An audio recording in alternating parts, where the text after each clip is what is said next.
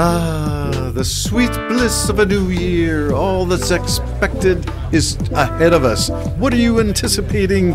And are we really the babies of the new year with the diaper sitting on the floor while the old man of the old year goes off with a cane and crotchety old New Year's goes out and...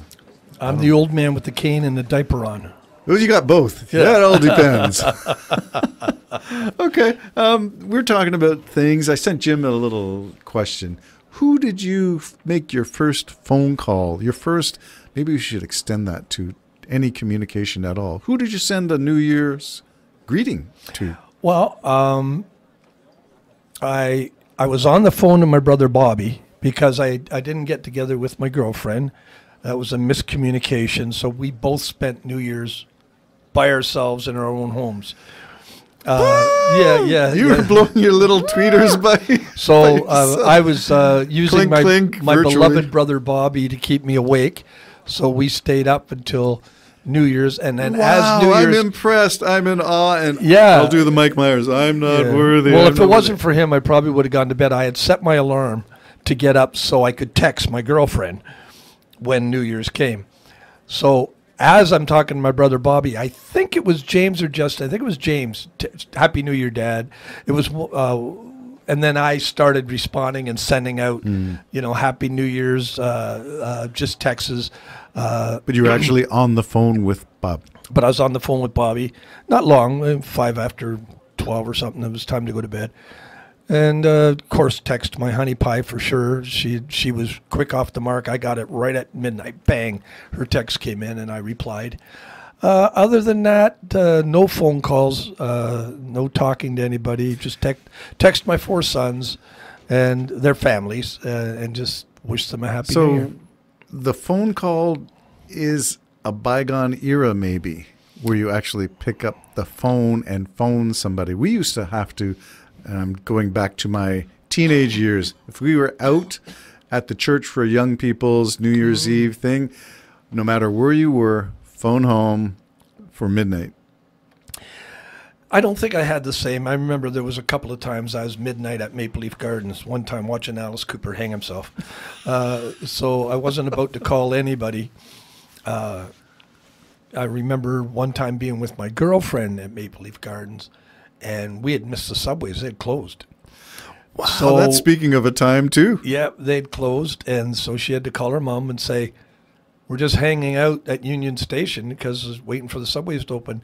And I was surprised at how wonderfully calm her mom was. Not like, what are you doing out there? Yeah. No, okay, fine. So, and then we did. When the train started running again, we took the subway home. But there was a couple of times I was down there. I won't do that stuff anymore. It's just too hard to get out. Like, I don't even like going to a ball game, if you want to know the truth. We have become home buddies. Well, maybe. The thing is if I went to a ball game and I had a hotel, seriously, one of those hotels just across the road, that's been my dream. One of these days I got to do it before I pass away. And when the game's over, just sit there and let everybody file out and file out and file out, and then eventually get up, go across the road, pick up a pizza or something, and go back to the hotel room. Are there not hotel rooms built into the facility? There are. I can't imagine what that costs. I don't know. Yeah, I can't imagine. Box seats. Yeah. Well, we dream of such things, I guess. Well, I don't dream of... I used to at one time, the importance of being up there. Woo. Mm-hmm. And I know people that have found themselves in those situations. And, of course, they let everybody know they're in that situation. They never do anything like that quietly, do they? Well, that's the whole point, is that you have an elite status for a reason. It's not to keep it quiet. It's to say it loud and proud. Funny. I don't. I've had a couple of situations where I've been privileged in a privileged situation. Maybe I just wasn't texting at the time. I think you are of a different stripe than most people who would occupy those positions, those box seats. Yeah, I've never had a box seat as far as I can ever remember. But I've been in one back offices and stuff of prominent people. Oh, okay, yeah. You've been in sort of the boardrooms of movers and shakers. More of a greet and meet type of thing. No decision making, that kind of thing. Just a social. Just found myself there, and hi, I'm Jim, immediately nothing more to me. So move on. Yep. Yeah, and but I've never gone and said, guess who I'm with, and can I have a picture? You know, I'm Yeah, more of a guess who shy I away. saw. He's not going to want a picture with me. Funny. Fame is a fickle thing, I think. Like in our small town, if I told you Neil Young has a place not too far, somewhere in this area, city of Kawartha Lake somewhere, and he showed up in town and went shopping at the local store, and the whole place is a buzz. Oh, sure. Yeah. I mean, I would, you know what, Terry? I'd love to be a celebrity for that reason, just to make somebody's day.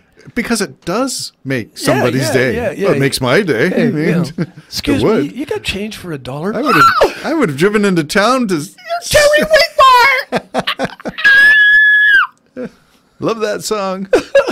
What guitar do you play? Yeah, okay, yeah, that kind of thing. yeah. You know, I just would love to be able to do that to someone's life, just being who you are. Well, certainly it doesn't go well in our little neck of the woods. We go unrecognized, Jim. You and I can go to the local restaurant and nobody will know who we are. Unfortunately, I could probably strip down and still be unnoticed. No, they might pick you up and Okay, take you maybe somewhere. that would be too far. Okay, Yeah, that would be too far. There you go. Well, the tradition we're talking about is calling home, and the question was, who do you call first? Usually it's to your parents, but at our age and stage, it's no longer possible unless it's a real long distance call, or maybe they're just right there on your shoulder. Yeah. So what you believe maybe about destiny, about the future, where you go after your passing, might depend on how you're going to communicate. Maybe you would use, I'm going to say this one because this is related to politics and I love the connections. Did you know they had I'm going to say a Long Island medium? Do you know that show? They had a fortune teller on Fox, and I forget who the guy is. I don't like the guy, so I didn't pay attention. But he had a tarot reading, card reading fortune teller talking about predicting the future. 2024 is going to be a not very good year for Donald Trump. And that was on Fox, and it was unrehearsed, unscripted, and she turned over the cards. Oh, you're not going to... You're not going to like this. Maybe you're hoping for something different, but that's the card that was drawn. So there you go. Let it go. Who's the first one you call? Whether it's by Long Island medium or whether it's by prayer, maybe as a way of communication. Well, who did you call? I think because I'm home, I didn't have to call. Well, I don't call my parents anymore, but I did text my kids. So that was the thing. I did tell you that the first phone call of 2024 was my mother-in-law asking for help with her computer. Nothing changes it.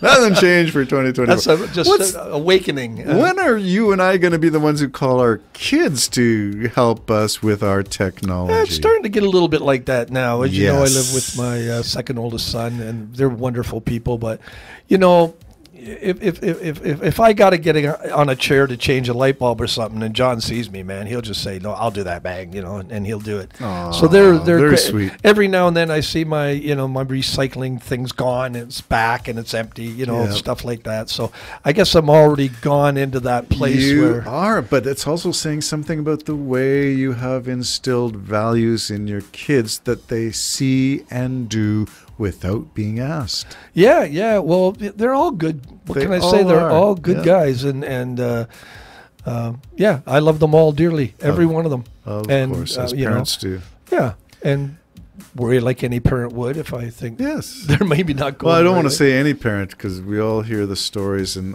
this leads to another, I'm going to say Netflix, but I'm not sure. It's the story of Gypsy Rose. Have you heard about? No, I heard of her. You've heard of her. Yeah, but wasn't she like the 1940s or something? No, this is a recent. The gal just got out of jail. She's 30-something now. Did 10 years or 8 and a bit years out of a 10-year sentence for killing her mom. Oh, you probably shouldn't do that. As kids tend to want or visualize every once in a while. Yeah. But her story is one of, what do they call it? Medical abuse by the mother. Only really? child, and mother kept her as an invalid, incapacitated, wheelchair bound Oh my on goodness. a medicine cabinet full of drugs for all kinds of things that she didn't have. And Oh, only near the end did the doctor start adding up that she's Something not wrong here. She's not sick, Yeah. and she could walk. And she got to be poster child of 2009 in America, a poster child for disabilities. Really? And she wasn't disabled? She wasn't disabled, so it Not her begged- fault. Forced Yeah, disabled. well, here's the thing. At what point do you begin to own your situation? Is it 16? Because we can drive it. Is it 18 when you get other things? You can buy booze. Is it 21? You know, like, what age I don't think is you can buy booze at 18, can you? in Quebec, 19 in okay, Ontario? It okay. depends on what state you're in as well. So these laws change. But my point is, at what point did it become she's no longer a child? Although her mother kept on lowering her age so that she never aged. Never aged. She did age. What a wacko, out of your mind mom. But if Just you saw nuts. the backstory and how her mother treated her and saw how her life unfolded, you can see things being unsettling right from the get-go. This kid never had a chance. I think her mother started keeping her dependent when she was as young as 2 with falsely claiming conditions. And of course, there's something to say about the medical profession that enabled all this and just went along with, the mother says, so we listen to the mother because the mother knows the child best. Yeah. But that's not necessarily true. It is Yeah, the most of medical the time. profession needs to dig a little deeper. Where did this diagnosis come from? Yes. That kind of thing. Well, And mom it's is... Sorry, go ahead. I was just going to say, it's like those, my 600-pound, my 1,200-pound. Almost always you'll see it's a mother that keeps running food into the child. And even when they're trying to be on that doctor's show, when he's trying to get them to lose weight and they don't lose weight at all, it's the mother going in, making them like eggs. Like, Do they have closet cams or toy cams that they put in? How yeah, do they know that? Because it's a show. They And so the parents know this, and they're they know still that- doing it. Yeah, They still do it. Yeah. Now it's a TV show. I don't. Yeah, Really so how I'm much not is it a fan. reality? How much is it Yeah. being prompted? Oh, Yeah. come on, you just do it once. That type of thing. But the doctors sometimes really would get very angry and say, I'm not looking after you anymore. You're not doing anything I say, so forget it. Because he did the gastric surgeries and stuff. But there was always a heavier mom wanting that person to be. How does this dependent relate to who do you call in 2024? on. I have no idea. I don't know either. You brought That's it the up. way Jim and Terry show rolls. Stream of consciousness, if we have one, if we're awake. Maybe Bye-bye that's who for I now. should call.